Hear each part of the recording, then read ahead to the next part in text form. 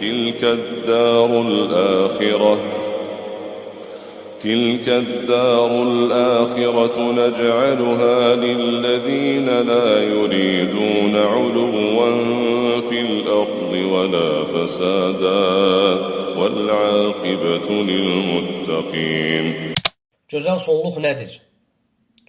Gözəl sonluq qulun ölümündən əvvəl Allah Subhanahu və Teala'nın qəzəbindən uzaq olmasıdır və onun günahlardan və asiliklərdən tövbə etməsidir və həmçinin itaətlər və xeyir əməllər üzərində olmasıdır və belə olduğu halda və bu haldan sonra ölüm o qula yetişərsə və o gözəl bir hal üzərində olmuş olur.